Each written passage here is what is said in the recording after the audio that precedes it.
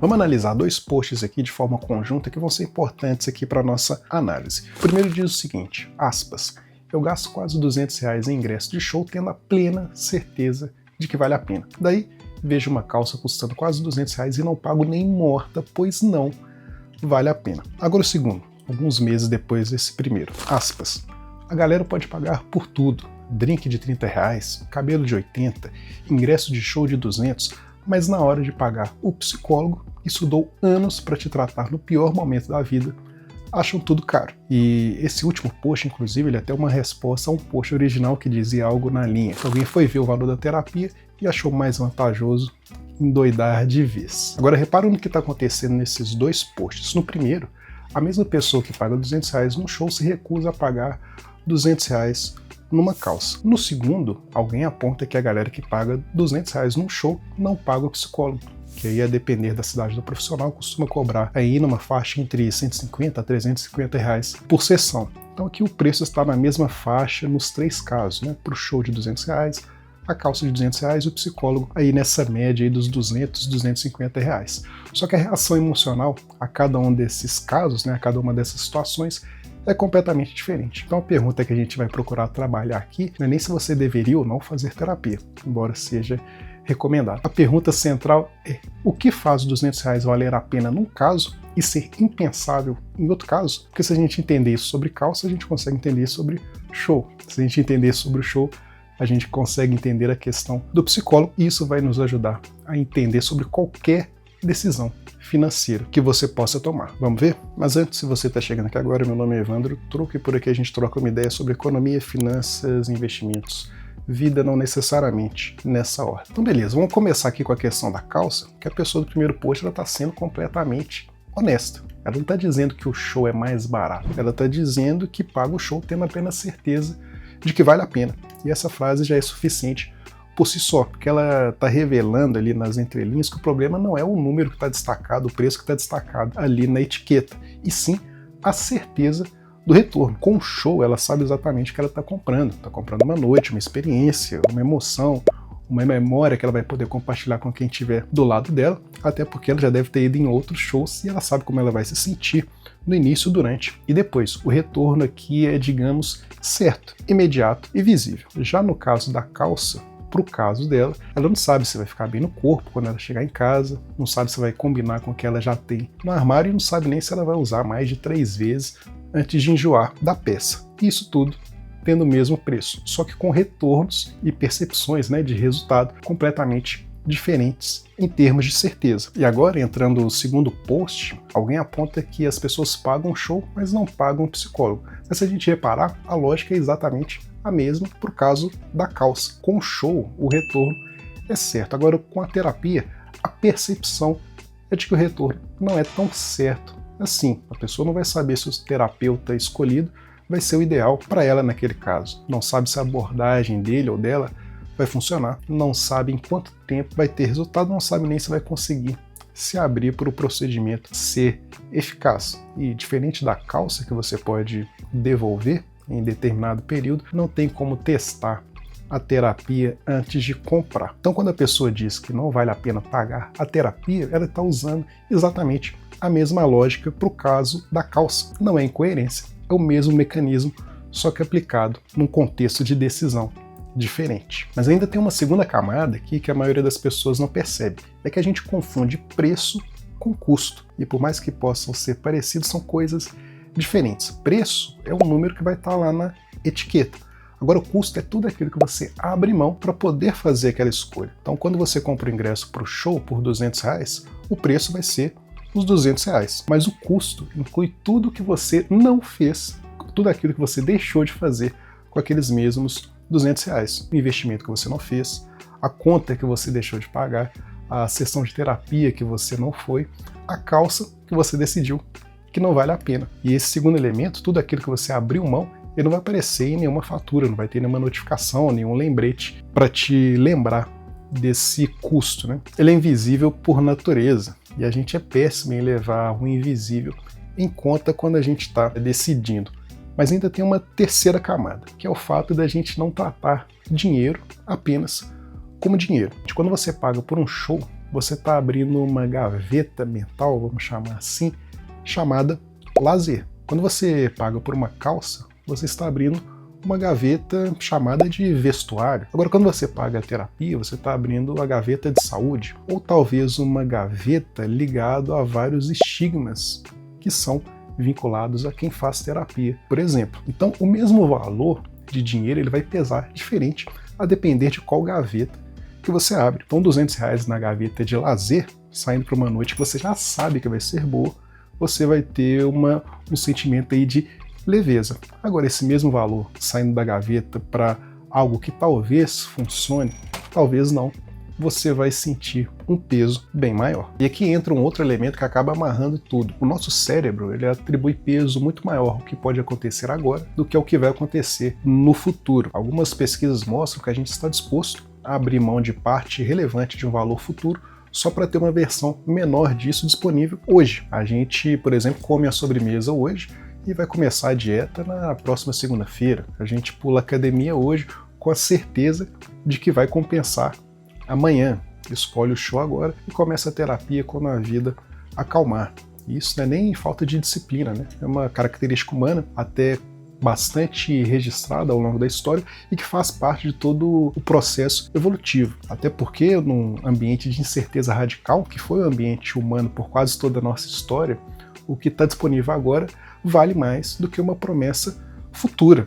Se a gente for pensar, quem esperou demais, com frequência não sobreviveu, literalmente, para contar a sua história. Só que o problema é que a gente continua tomando decisões hoje, no século XXI, com o cérebro calibrado para a escassez imediata. E isso explica um dado até que aparece na pesquisa do Instituto Cactus, com a Atlas Intel, a primeira grande pesquisa de saúde mental do Brasil, publicada pela Associação Médica Brasileira, que dizia o seguinte: apenas 5,1% dos brasileiros fazem terapia, mas 16,6%, mais de 3 vezes mais, tomam um medicamento contínuo para problemas emocionais, 3 vezes mais. Então vamos pensar, ambos custam dinheiro, ambos exigem admitir que algo não vai bem, mas o remédio você sente ali de forma instantânea, em dias. Já a terapia leva aí meses para você ter algum tipo de resultado.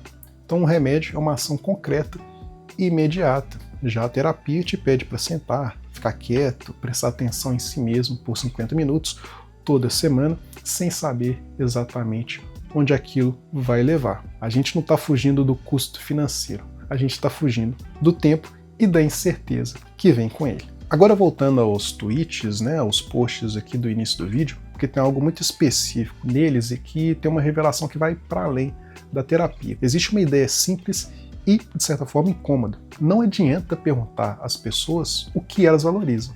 Você precisa observar o que elas escolhem de fato, porque as escolhas revelam as preferências reais, não as preferências declaradas, as preferências reais. Isso vale para muita coisa na vida. Por exemplo, se eu te perguntar, você valoriza a sua saúde? Quase todo mundo vai dizer que sim. Se eu te perguntar se você valoriza ter roupas que te fazem se sentir bem, a maioria também vai dizer que sim.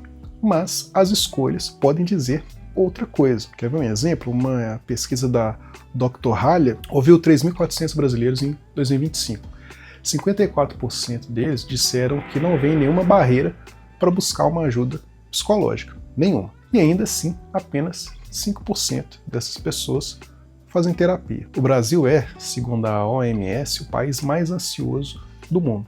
9,3% da população tem algum transtorno de ansiedade. Então a gente tem mais gente diagnosticada com ansiedade do que gente em terapia. E o que esses números também revelam? Que a distância entre o que as pessoas dizem que valorizam e o que as escolhas delas mostram que elas valorizam de fato é enorme. E essa distância não necessariamente é caso de desonestidade. O efeito de tudo que a gente viu até aqui, retorno incerto, é o custo invisível do que se abre mão, e um cérebro que prefere o certo e imediato, o que é incerto, mas duradouro. Mas voltando ao caso da calça, a pessoa do tweet ela não é irracional, ela está sendo completamente coerente com a forma como todos nós funcionamos. Ela sabe o que o show entrega e sabe o que a calça não entrega para o caso dela. Então ela paga por um e não paga por outro. No caso do segundo post, né, a mesma lógica é utilizada para criticar quem não paga por terapia. Mas o que ele não percebe é que a pessoa que não paga a terapia está fazendo exatamente a mesma coisa que a pessoa da calça. Não é falta de amor próprio. É a mesma estrutura de escolha, só que aplicada num contexto diferente. Isso acaba indo além do indivíduo, porque se esse padrão é tão consistente, se a gente sistematicamente subestima o valor das coisas cujo retorno é demorado e de certa forma invisível, então o mercado vai refletir esse padrão. O mercado entrega o que as pessoas escolhem, não necessariamente o que elas precisam. E o resultado acaba sendo previsível. No caso de shows, ofertas abundantes, preços variados, né? Acessível em vários formatos. No caso do vestuário, a mesma coisa. Agora, envolvendo saúde mental, vai ser algo mais restrito, caro, mal distribuído e concentrado aí nas grandes cidades e nos estratos aí de maior renda. Isso não porque os profissionais da saúde mental são vendedores piores, mas porque o produto vai ter uma estrutura de retorno que o mercado não vai conseguir resolver bem sozinho. O retorno é demorado e, de certa forma, invisível em um curto prazo, e até, de certa forma, incerto antes de começar. Isso acaba deprimindo a demanda de uma forma sistemática, não porque as pessoas não queiram, mas porque o mecanismo de escolha humano não vai estar calibrado para esse tipo de produto e serviço. Por isso, países com um sistema de saúde muito desenvolvidos não deixam o mercado resolver sozinho essa equação. Não por bondade, mas por reconhecer que existe sim uma classe de bens e serviços cujo valor real as pessoas vão subestimar sistematicamente e que, se deixados só para o mercado, vão ser entregues em quantidade menor do que a sociedade realmente precisaria. E saúde mental é um desses casos. E essa é uma conclusão econômica, não somente moral. Beleza, dito isso, existe uma distinção que Aristóteles fazia no século IV a.C., que eu acho que nunca foi tão relevante quanto agora. Ele separava, né, dois tipos de retorno em qualquer tipo de escolha. O primeiro tipo, o prazer imediato, visível, certo, sensorial, o show, o drink, a lembrança de uma noite. Já o segundo tipo, o florescimento, o que você se torna com o tempo, o que é invisível no curto prazo, incerto por natureza e que você só consegue avaliar olhando para trás depois de alguns anos. Ele não dizia que um era errado e o outro era certo. Ele dizia que a maioria das pessoas passa a vida toda otimizando o primeiro, sem nunca se perguntar se está avançando em direção ao segundo. 2000 anos depois, Sêneca colocou essa ideia em palavras. Ele diz o seguinte, aspas, as pessoas estão empenhadamente ocupadas para que possam viver melhor, planificam sua vida com dispêndio de vida. Traduzindo, a gente usa a vida planejando viver melhor. Então, quando as coisas se acalmarem, eu cuido de mim. Quando eu tiver mais dinheiro, invisto em mim. Quando a rotina ficar mais leve, aí sim. E aí, o tempo passa. E uma terapeuta, Lori Gottlieb, que escreveu um dos livros importantes sobre o tema, ela tem uma frase que acaba fechando esse raciocínio de uma maneira bastante interessante. Ela diz o seguinte, aspas, existe uma decisão constante a ser tomada quanto a fugir da dor, ou a tolerá-la, e assim modificá-la. O show não pede que você encare nada, a compra de uma calça também não. O remédio, em muitos casos, ele é exatamente isso, uma forma de administrar a dor sem ter que olhar para ela de frente. Já a terapia vai pedir algo diferente, pede que você se sente diante da sua própria história e preste atenção. Isso tem um custo real que não é financeiro, é o custo de confrontar o que você passou tanto tempo evitando. E quando colocado assim, quando você entende a estrutura da escolha, não é surpresa que tão poucas pessoas paguem essa conta quando existe um show na sexta-feira, no final de semana. A surpresa seria se fosse o contrário. Então, de certa forma, onde que a gente chega com tudo isso? O segundo post, ele não estava errado em apontar a contradição, mas ele acabou diagnosticando mal a causa. O problema não é que as pessoas não se valorizam. O problema é que o nosso mecanismo de escolha, ele sistematicamente, ele vai subvalorizar coisas com retorno demorado, incerto e invisível. Isso acaba valendo para terapia, por exemplo. Mas olha também para a educação financeira, que você acaba adiando, para o investimento de longo prazo que a gente nunca começa. Para qualquer coisa cujo resultado a gente só vai entender depois, olhando para trás. A calça e o show aqui na nossa história são a mesma coisa. A terapia é a mesma história, num volume ainda mais alto. Mas a pergunta que fica, não só sobre sessão de psicólogo, mas sobre qualquer escolha, é: quando você decide que algo vale a pena, você está avaliando o retorno real ou está avaliando o retorno apenas no âmbito daquilo que você consegue enxergar agora? Pois é, mas e você? Você já se pegou recusando um gasto que no fundo você sabia que valeria a pena? O que estava por trás dessa decisão? Compartilhe a sua experiência aqui nos comentários e se esse vídeo te acrescentou alguma coisa, algum incômodo que seja, já se inscreva aqui no canal para você poder acompanhar os próximos conteúdos por aqui. Até uma próxima.